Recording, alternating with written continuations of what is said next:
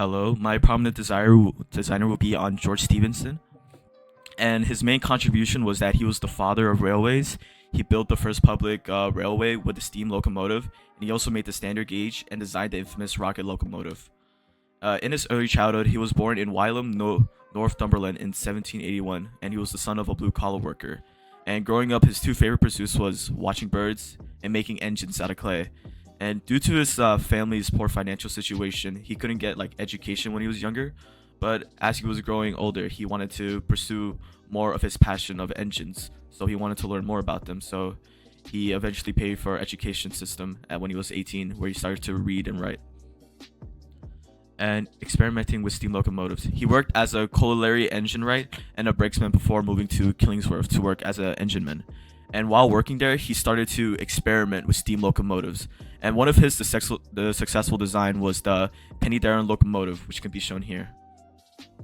However, the steam and this specific locomotive was too heavy for the railroads at the time, and so the first practical and commercial steam engine, which was designed by John Blenkinsop and built by Matthew Murray, which after hearing this, Stephenson wanted to create his own locomotive, and he asked the people in Killingsworth's higher up if they could fund his project, and that's where he would create the Blücher, named after Gebhard Lerech, something, and it wasn't really good due to the too much materials that was used, and yeah, it wasn't really good for like their budgeting.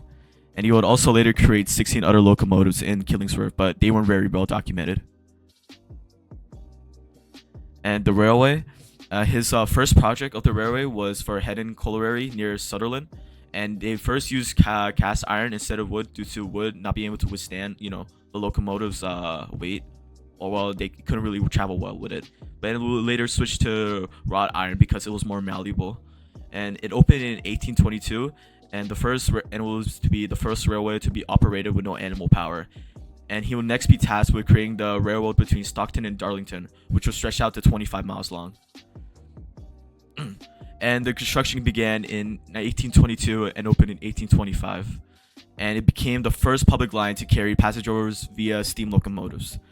And since this public line was very prevalent and locomotives were wanting to be built, he decided to create his own company called the Robert Stephenson and Company to make locomotives for railways in 1823. And the first engine they built was also to travel in Stockton and Darlington Railway. He will later create the first intercity railway intended for both passengers and cargo transport, powered by a steam locomotive, which would go from Liverpool to Manchester. However, there were not without its obstacles for Stephenson, which was finding a path for the railway. People rejecting the idea because they didn't like how it went through their land. And he will also later get fired, but he would get hired back because they wanted him to be like the construction of like the actual railway. And he also created the standard gauge.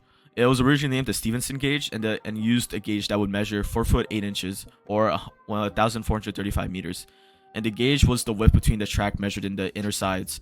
And this became standard gauge from the Parliament because back then there were like no standards for like the railways, and it was like however the engineer felt was right.